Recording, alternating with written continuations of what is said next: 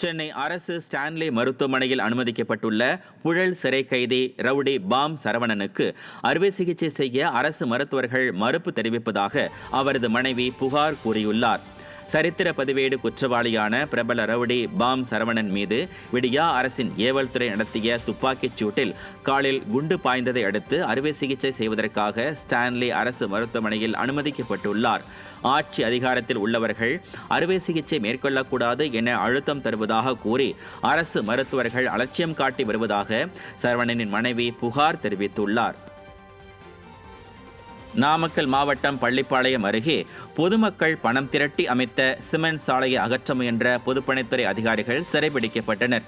களியனூர் ஊராட்சிக்கு உட்பட்ட பகுதியில் சாலை வசதி இல்லாமல் இருந்த நிலையில் அரசுக்கு கோரிக்கை விடுத்தும் தீர்வு கிடைக்கவில்லை.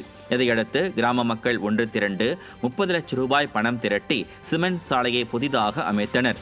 சாலையின் கீழ்ப்பகுதியில் பாசன கால்வாய் செல்வதாக கூறி சிமெண்ட் சாலையை அகற்ற ஜேசிபி வாகனத்துடன் வந்த பொதுப்பணித்துறை அதிகாரிகளை பொதுமக்கள் சிறைபிடித்து போராட்டத்தில் ஈடுபட்டனர். விடியா ஆட்சியில் நிர்வாக திறனற்ற பொதுப்பணித்துறை சொந்த பணத்தில் பொதுமக்கள் அமைத்த சாலையை அகற்றும் அராஜக நடவடிக்கைக்கு மக்கள் கடும் கண்டனம் தெரிவித்தனர்.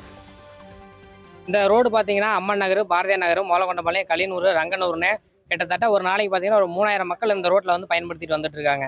இப்போ இந்த ரோடு வந்துட்டு கல்லு முள்ளு இருக்கிறனால எல்லாத்துக்கும் அன்ஈஸியாக இருக்கிறனால இங்கே ஒரு ஸ்கூல் இருக்குது, அங்கே வந்து குழந்தைங்கலாம் போயிட்டு வர முடியாதனால பொதுமக்களெல்லாம் சேர்ந்து கவர்மெண்ட்டு நாங்கள் ஒரு 5 வருஷம் மனு கொடுத்துட்டு இருந்தோம்.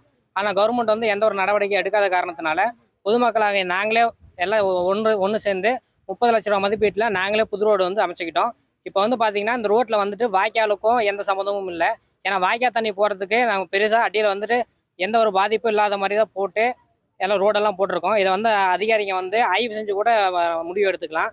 ஆனால் இப்போ வந்துட்டு இந்த பொதுமக்கள் பயன்படக்கூடிய இந்த ரோடை வந்து அதிகாரிங்க வந்து ஏன் இடிக்கிறாங்கன்னு தான் எங்களுக்கு தெரிய மாட்டேங்குது. இப்போ இடிக்கிறதுக்கு வந்து வாகனத்தோட வந்து நின்றுட்டு இருக்காங்க அதிகாரிங்கெல்லாம். இதை வந்து இடிக்கக்கூடாதுன்னு சொல்லி மக்களாகிய நாங்கள்லாம் வந்துட்டு போராட்டம் பண்ணிட்டு இருக்கோம். சென்னையில் பல்வேறு கோரிக்கைகளை நிறைவேற்றக் கோரி மீனவர்கள் ஆர்ப்பாட்டத்தில் ஈடுபட்டனர். மெரினா கடற்கரை சாலையையொட்டியுள்ள நொச்சிக்குப்பத்திலிருந்து ஊர்வலமாக புறப்பட்டு மீனவர்கள் விடியா திமுக அரசை கண்டித்து முழக்கமிட்டனர். பட்டினப்பாக்கம் சாந்தோம் சாலையை மீண்டும் இருவழி சாலையாக அறிவிக்க வேண்டும் என்பன உள்ளிட்ட பல்வேறு கோரிக்கைகளை அவர்கள் வலியுறுத்தினர். பேரணியை தடுத்து நிறுத்த காவல்துறையினர் முயன்றபோது மீனவர்கள் வாக்குவாதத்தில் ஈடுபட்டதால் பரபரப்பு நிலவியது. மீனவர்களின் ஆர்ப்பாட்டத்தால் மெரினா கடற்கரை சாலையில் போக்குவரத்து பாதிக்கப்பட்டது.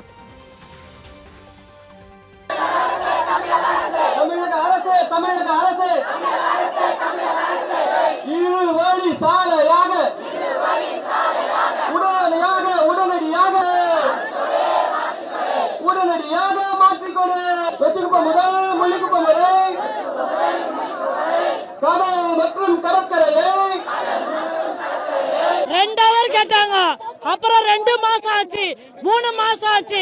இது வருஷமா தொடரக்கூடாது. மீனோடைய உரிமை.